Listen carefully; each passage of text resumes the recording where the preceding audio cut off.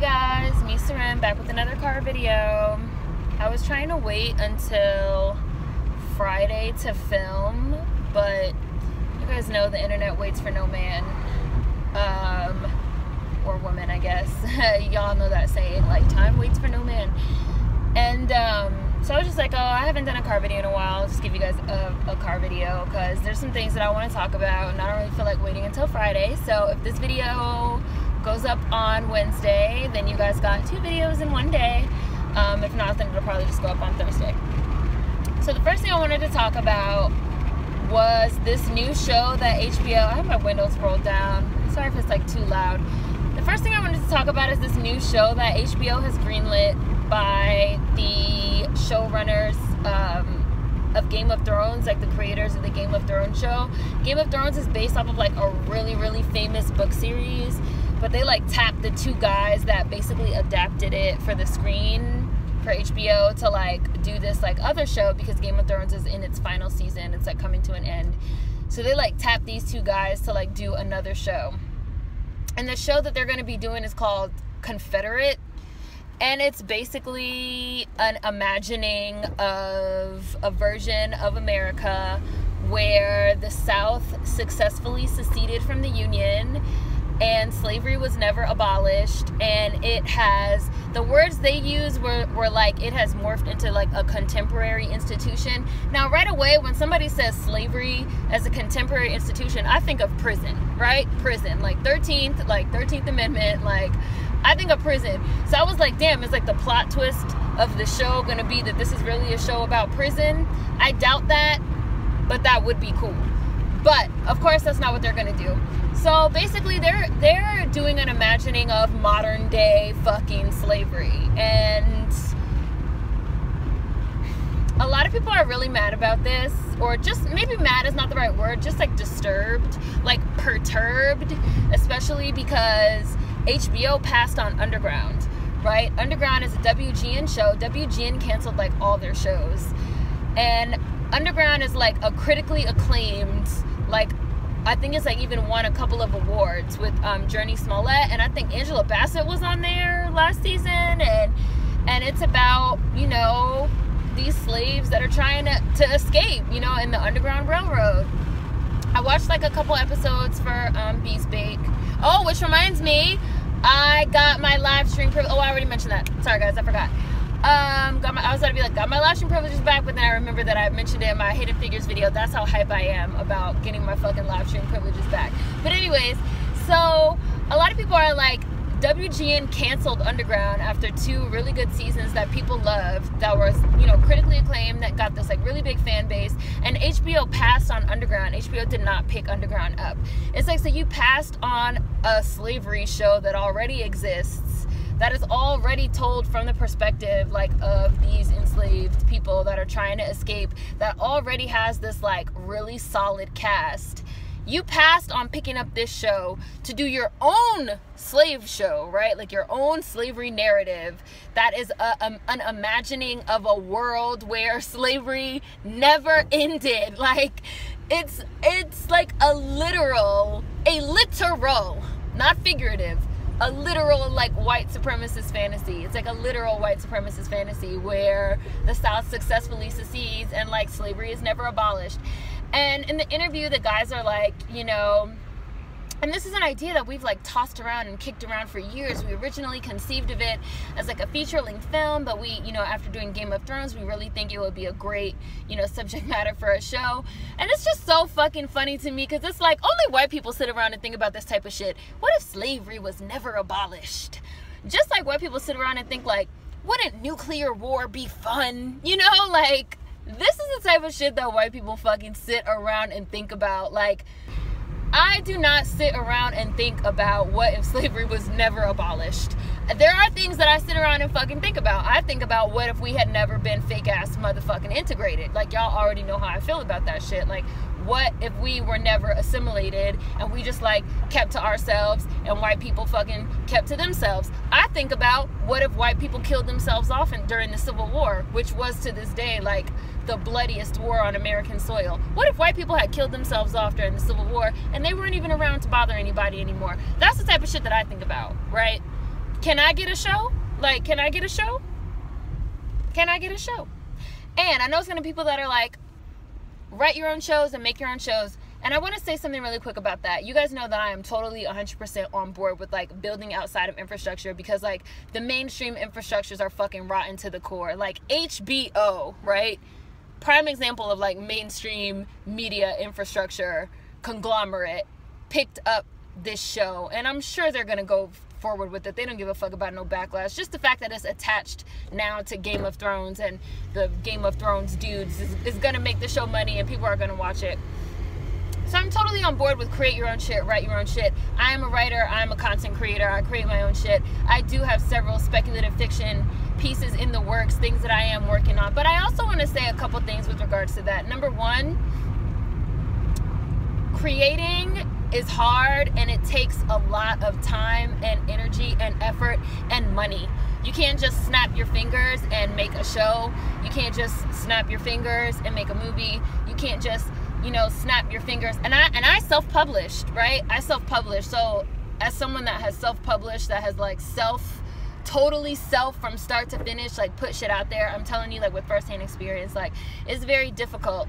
And not everybody has the inclination to make their own shit. But I also feel some type of way about telling people that they're not allowed to have an opinion on some shit that they find offensive unless they have the inclination to do their own shit. I don't know, like there's some, like I don't like that type of, I don't know, like, so we were talking about it on Twitter, and somebody was like, I don't have to be a fucking baker to know that this muffin fucking sucks. Right? Like, I don't have to fucking go to culinary school to know that this fucking food sucks.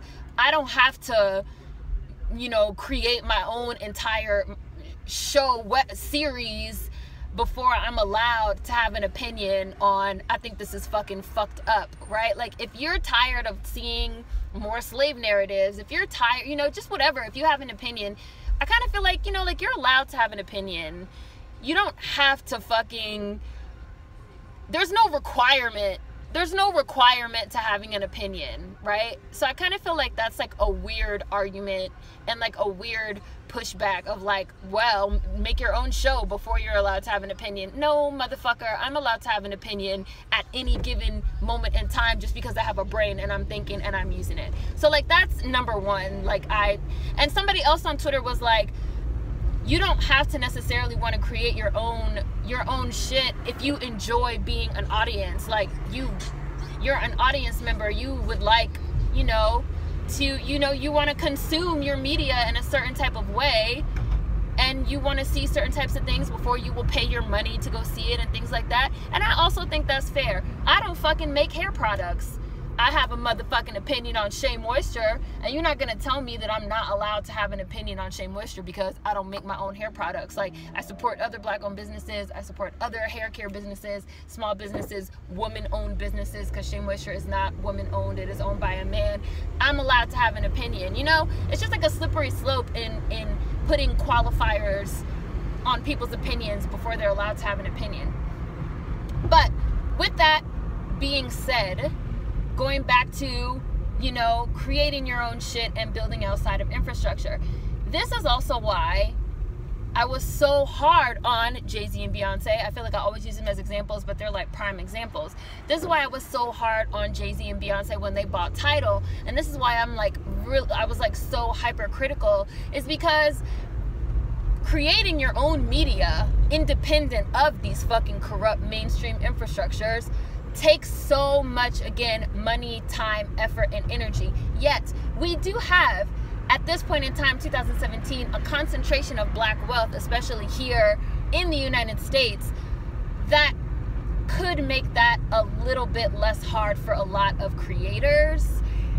And again, like, I get the whole title thing, like, I get it, like, I get the whole, like, I get whatever, but like, we have a certain, and you know, not being, you know, like, you can't tell people how to spend their money, it's their money and they earned it and blah blah blah, like, I totally get it. But at the same time, we do have a bit of a concentration of black wealth in this country that can make things a little bit easier for black creators that want to create content outside of infrastructure, you know, where are the black venture capitalists, you know? And just in terms of like the investors, when I say venture capitalists, I mean investors. I'm anti-capitalist, but we do live in a fucking capitalist society where you need capital to create. You need, you know, you need money, you need things. And especially when you start talking about, you know, science fiction and speculative fiction and magical realism, you know, and fantasy, like this, like Game of Thrones is that type of genre. This new Confederate show, this like alternate reality is going to be that type of genre. That is like the most expensive genre, because now you're talking about special effects. You're talking about imaginations of whole entire worlds. That is not some shit that you could just like pick up a webcam and go film that shit in your backyard. Like that's not the same as doing a web series, you know, based off The Office, where you film in the office building of your real job, right?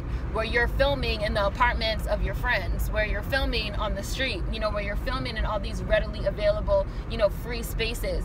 Doing sci-fi speculative fiction work, it just doesn't work like that. It does require fucking money. I mean, and really any type of production requires money. Even again, if you are doing independent shit, just because you're doing something independently of mainstream infrastructure doesn't mean it's free. Like, so this idea again of this pushback of like, well, make your own and do your own, like, yes, totally make your own, do your own. But for people that are saying that, understand that, like, number one, you don't have to make your own before you're allowed to have an opinion. Number two, you still can't snap your fingers and make your own and wave a magic wand, you know, and stuff like that. And I wish that we could get like a little bit more investment by black people with money in these type of properties. You know what I'm saying? Like, that would be cool, because that is kind of how you end up with a Black Panther. That is how you end up with, you know, A Wrinkle in Time. Like, that is how you end up with some of these type of properties and these type of projects. You know, A Wrinkle in Time is like $100 million. You can't crowdfund $100 million to do a speculative fiction property on your own, independently of any type of mainstream infrastructure. So, but am I surprised about this show? No, because this is the type of shit that white people sit around and think about, like these white supremacist fantasies. And this will be the second, you know, Confederate apologist, you know, literal white supremacist fantasy that we have seen this year after fucking Sofia Coppola's The Beguiled. Like, I'm not surprised. To me, at this point, white people are like your bad youngest child, or like your bad middle child that's just like always acting out, and you just like wake up every day and you just think like, what the fuck did this fucking little fucker do now? Like, to me, that's white people. It's like, what kind of fucking shenanigans are white people gonna get into today? Oh, today's shenanigan, a reimagining of what if slavery never ended. Okay, so that's what I have to say about that. People are allowed to have opinions on it. I wish we had more black wealth that enabled black creators to create independently of this corrupt mainstream infrastructure, but even so, people are still allowed to have opinions on it, and it is still some fucking white supremacist, some literal white supremacist fucking fantasies, because that's the type of shit white people sit around thinking about. So I wanted to touch on that. I wanted to touch on Colin Kaepernick and Vick. Michael Vick gave this interview talking about Colin Kaepernick needs to cut his hair and get a clean cut and like make himself more presentable so that he could like get picked up by another team in the NFL, because ever since he did his protest, taking a knee during the national anthem to protest, you know, the state of America, basically, he got cut. And so now he's basically not, you know, without a job in the league, in the NFL. And Mike Vick said he basically needs to like cut his hair, clean himself up, become a respectable Negro so he can get rehired. Colin Kaepernick clapped back. He fucking put this post up on Instagram talking about Stockholm syndrome and basically how people become victims of their captors. They become mentally enslaved and they bond with their captors, and they're tied to their captors where they fucking agree with and protect their captors over people trying to free them. That's not exactly what it said, but he put like a definition of Stockholm syndrome that boiled down to that. He was basically like, you a fucking coon, and I feel bad for you, bro, because you are you know, you're suffering from Stockholm syndrome. Like, you're suffering from this coon shit. And it's funny to me because the funny thing about Mike Vick is that he acts like this side of however many years ago, not even, he acts like he has forgotten that white people like still haven't even fucking forgiven him for fucking dogfighting, which dogfighting is horrible. Like, dogfighting is really, really terrible. I think it's like a really fucked up thing to do. I don't really like any type of fighting. I don't like boxing. I don't like MMA. I think that shit is barbaric. I think watching fucking two living things fucking fight for your own entertainment is like really fucked up in general, and especially dogs, which are like innocent fucking animals. Like, they, like, that's fucked up.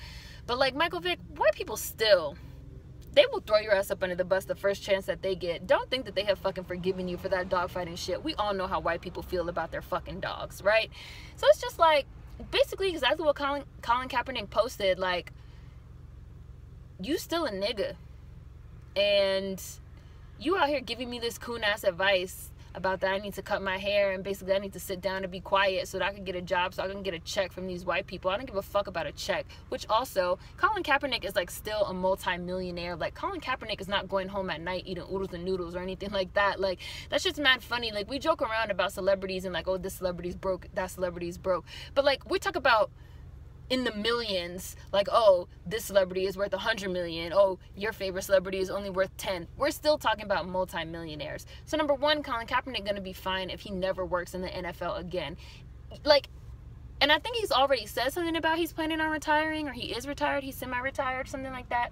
Like, he could fucking fully retire, and please believe that he will get tapped to give interviews, to be some type of sports commentator, to be like, he will be and even if he doesn't, even if he decides he just wants to like live out the rest of his days like off his NFL money that he did make while he was a fucking black quarterback, just, you know, doing his philanthropic efforts and doing activism and doing what he feels like is right, he will be fine. Even the fact that Michael Vick felt the need to even say that was just like dumb as fuck, and like some super coon shit, and just like some tap dancing for massa ass shit. And I love what Colin Kaepernick posted about Stockholm syndrome, because that was like some dumb shit, like some trash. Like, shut the fuck up. They still don't even like you because you're a dog fighter. Don't think they forgot. First chance they get to call your ass a dog fighter again and make it so they never have to see your face again, Mike Vick, they will. Like, you should fucking be standing with Colin Kaepernick. Well, not even, because I don't even want you associated with Colin Kaepernick, because I think dogfighting is trash. But anyways, they should all be standing with Colin Kaepernick, who did nothing wrong. He exercised his right as a motherfucking American citizen to express himself. And Mike Vick is a goddamn coon. So, car video. Topics I wanted to touch on real quick. This video will either be going up again Wednesday or Thursday. Hopefully you guys are having a good week. See you next video. Peace.